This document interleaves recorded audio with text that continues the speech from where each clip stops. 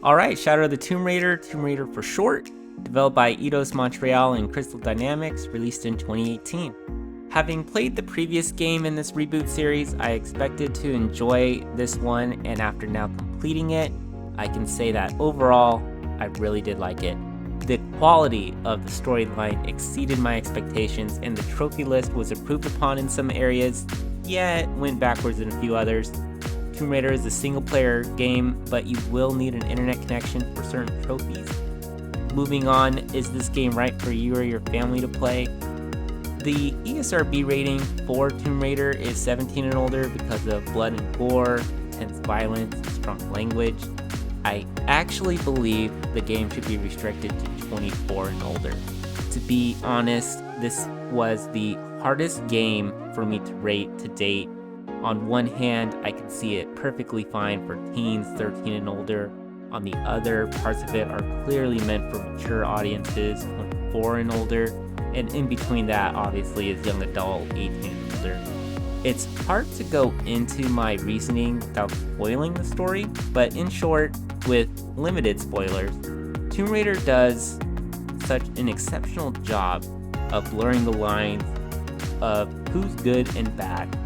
Is the hero really a hero? Is the villain really a villain? Again, the developers just did such a fantastic job with portraying this, but given that there are disturbing scenes and dialogue that can reasonably be seen to negatively influence a player beyond the game being seen as solely for entertainment, it's really hard to give Tomb Raider a lower rating in my opinion.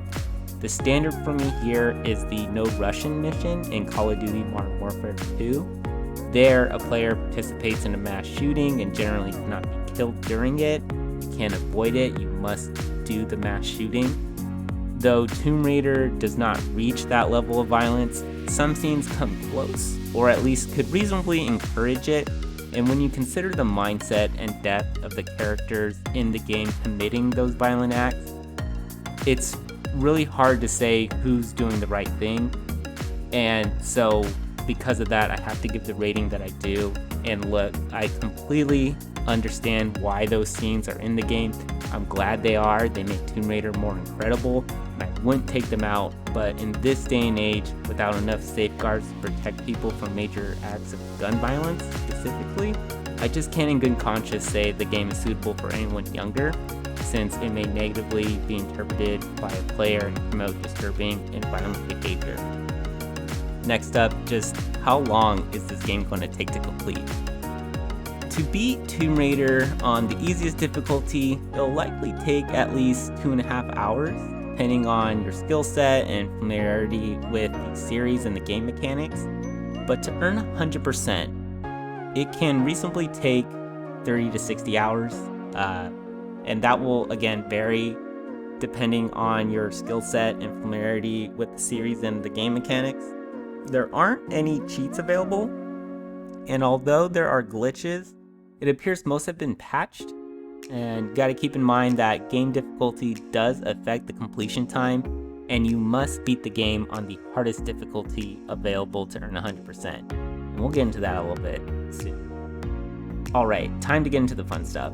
On a scale easy to expert, I'd say Tomb Raider's trophy list is kind of hard.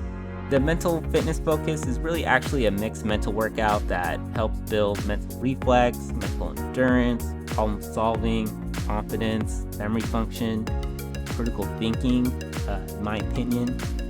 Moving on, let's look at the highlights. Without a doubt, the trophy that best reflects a mixed mental workout and builds up everything that I just mentioned is the Deadly Obsession trophy, which is completing the game on the hardest difficulty available. Even if you're familiar with the series and you know the map layout of this game and you're good at combat, it's still going to be a struggle to do this. And not to mention, that's even considering that you can carry over all your stats from a prior playthrough. The really hard part about this level of difficulty is the fact that you can't use your instinct skill, which allows you to see nearby enemies, items, animals, and the paths to go to the next area. So memory function from your prior playthroughs is a substantial factor. But the second half of what makes this so difficult is that there are essentially less than a handful of automatic save points in the game on this difficulty, meaning that if you fail to reach those save points or save at a base camp, which by the way there are even less available on this difficulty, you will have to replay massive, and I mean massive sections of the game over again, which will easily set you back 30 to 60 minutes and more each time you die. And of course, combat sequences are harder because the enemies are stronger and you die a lot faster. So to be honest, I was really surprised how difficult this would be, which is kind of funny because, you know, the hardest difficulty, but still. I'm glad that it was in there, even though there were just so many frustrating restarts. It was ridiculous. I was pleasantly surprised nonetheless, and I'm glad it was there. And look, being able to react quickly or maintain focus for long periods of time, or problem solving, or being confident, or having better memory function, or having strong critical thinking skills, they're all beneficial for anyone's mental health, as it helps you tackle just about anything you're faced with, and is necessary to help you become the best version of yourself.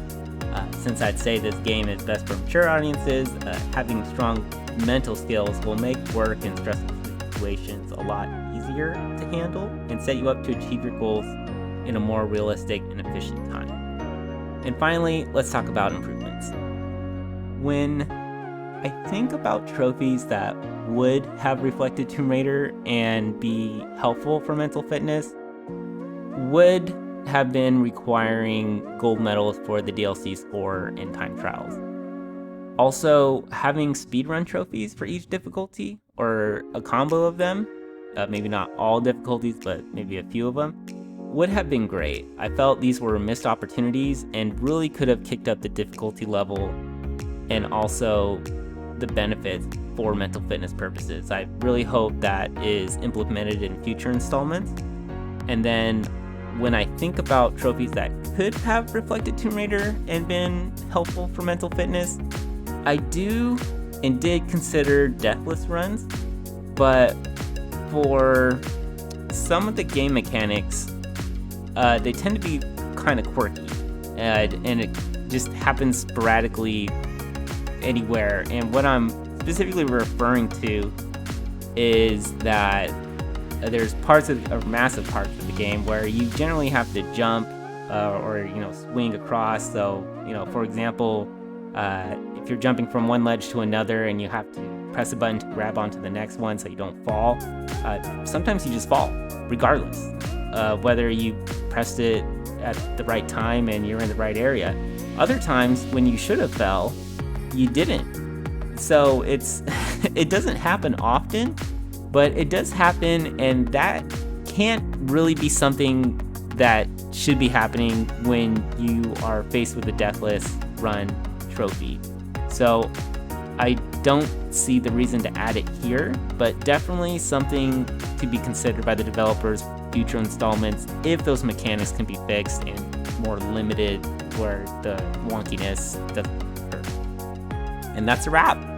Again, having previously played the previous game in this reboot series, I expected to enjoy Tomb Raider, and after now completing it, I can say that I definitely did. I highly recommend playing it if you're looking to get mixed mental workout. For me, Tomb Raider really helped me build mental reflex. And if you have questions about this game or mental fitness, or just want to share your experience with Tomb Raider, feel free to leave a comment or message me. I will do my best to answer any questions in a reasonable time.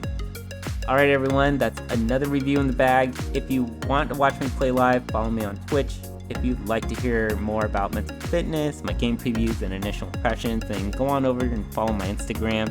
I also take polls on Twitter regarding the games I'm going to be playing and ones to play up next, if you're interested in participating in that. Finally, as always, thanks for watching, and I'll see you all on the next video. Bye!